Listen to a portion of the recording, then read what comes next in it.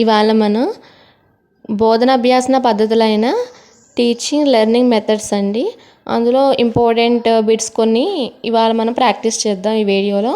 So ఇక మీకు video నచ్చినట్లయితే లైక్ చేసి సబ్స్క్రైబ్ చేయండి. ఇక ఫస్ట్ క్వశ్చన్ చూసినట్లయితే, విద్యార్థి సామాన్యం నుండి ప్రత్యేక అంశాలకు, అమూర్తం నుండి మూర్తత్వానికి వెళ్ళే పద్ధతి. అంటే ఎప్పుడైనా సరే ఒక విద్యార్థి మూర్త నుంచి అమూర్తకు వెళ్తే అది ఆగమన పద్ధతి ఆపోజిట్. ఆగమనకి ఆపోజిట్ ఏంటంటే నిగమన, అంటే అమూర్తత్వం. ఇక్కడ మనం గుర్తుపెట్టుకోవాల్సింది ఏంటంటే, ఇక్కడ ఆగమనకి ఆపోజిట్ నిగమన అయినప్పుడు మూర్తగా ఆపోజిట్ ఏంటంటే అమూర్తం. కాబట్టి ఇది ఆపోజిట్గా గుర్తుపెట్టుకున్నట్టయితే మీరు ఈజీగా చేయొచ్చు. అప్పుడు నిగమన పద్ధతి అంటే ఆప్షన్ 2 కరెక్ట్ అండి.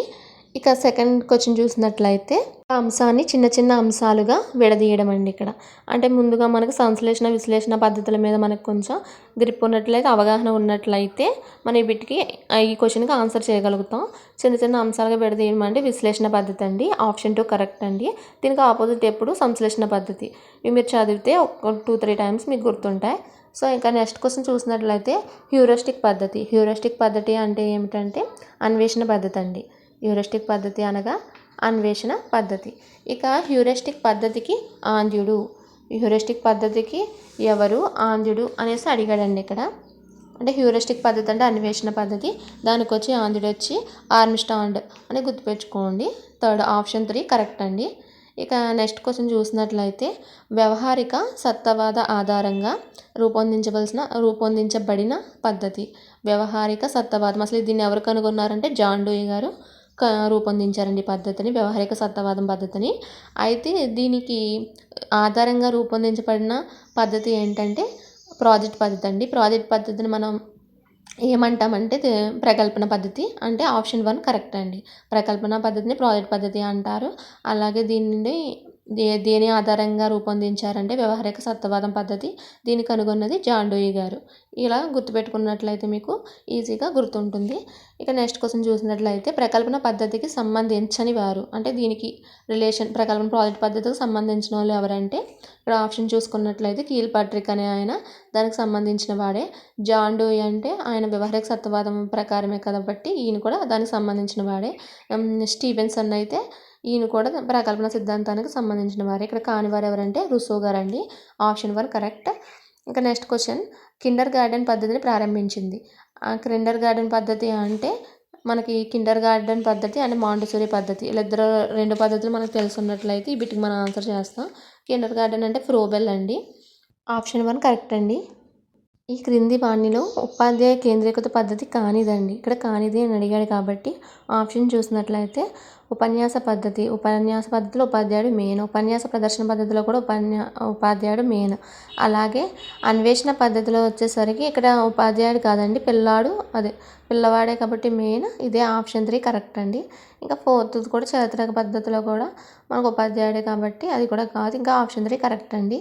ఇక నెక్స్ట్ క్వశ్చన్ చూసినట్లయితే, ఈ క్రింది వాణిలో ఉపాధ్యాయ కేంద్రీకృత పద్ధతి.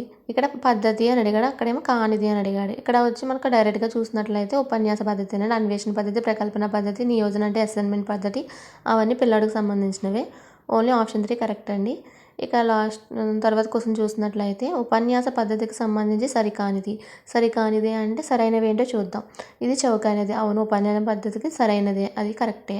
దీన్ని శీర్షిక పరిచయాల్లో వినియోగించగలమండి. సో ఇది ఆప్షన్ 2 కరెక్ట్ అండి. మనకి ఎక్కడ సరికానిదంటే ఇదే. నెక్స్ట్, ఇది ఉపాధ్యాయ కేంద్రీకృతమైనది. అవును, ఉపన్యాస పద్ధతి అంటేనే ఉపాధ్యాయ కేంద్రీకృతమైనది. ఇది సులువైనది. అవును, సులువైనది. ఎటువంటి కష్టముండదు, ఉపాధ్యాయుడు నిలబడి ఏ ఖర్చు లేకుండా సులువుగా చెప్తాడు కాబట్టి ఉపన్యాస పద్ధతి సులువైనది, చవకైనది, అలాగే ఉపాధ్యాయ కేంద్రీకృతమైనది. అంటే ఆప్షన్ 2 కరెక్ట్ అండి. నెక్స్ట్ క్వశ్చన్ వచ్చి, ప్రకల్పన పద్ధతిలోని సోపానాల సంఖ్య. ప్రకల్పన పద్ధతి అంటే ప్రాజెక్ట్ మెథడ్లో ఎన్ని సోపానాలు ఉన్నాయంటే 6 అండి. ఈ 6 ఏంటో మనం ఇప్పుడు చూద్దాం. మొదటిది వచ్చి పరిస్థితిని కల్పించడం అండి. అంటే ప్రొవైడింగ్ ఏ సిచ్యువేషన్. ఒక సిచ్యువేషన్ మనం ఒక సన్నివేశాన్ని ఉపాధ్యాయుడు కల్పించాలండి. తరువాత ప్రాజెక్ట్ లక్ష్యాన్ని వివరించాలి. అంటే ఎక్స్ప్లెనేషన్ చేయగలగాలి. అంటే దాని స్థాయికి తగిన విధంగా ఎంచుకునేలా చేయడం, దాని గురించి వివరించేటట్టుగా చేయాలి. తర్వాత వ్యూహ రచన అండి. అంటే ప్లానింగ్, అది పూర్తి చేయడానికి ప్రాజెక్ట్ పూర్తి చేయడానికి ఒక ప్రణాళిక రాసుకోవాలి పిల్లోడు. నెక్స్ట్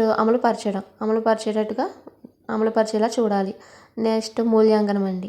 అంటే 5th వచ్చి మూల్యాంకనం అంటే ఎవాల్యుయేషన్. అంటే విద్యార్థులు పూర్తి చేసిన దాన్ని ఏం చేయాలంటే దాని ఫలితాలను మదింపు చేయగలగాలి. ఇంకా చివరిది వచ్చి నివేదిక తయారీ అండి. ఆ పూర్తయిన తర్వాత వివిధ సన్నివేశాలు ఉంటాయి కండి, వాటి ఫలితాలను నమోదు చేసుకొని ఒక నివేదిక సమర్పించాలన్నమాట ఉపాధ్యాయుడికి. అది ఈ 6 అండి ప్రకల్పన సోపానాలు. ఇక నెక్స్ట్ క్వశ్చన్ చూసినట్లయితే ప్రకల్పన పద్ధతిలోని ఇమిడి ఉన్న మనోవైజ్ఞానిక సూత్రాలండి. సంసిద్ధత సూత్రం, అభ్యాసన సూత్రం మరియు ఫలిత సూత్రం కూడా అండి. అంటే ఈ పైవన్నీ ఆప్షన్ 4 కరెక్ట్ అండి.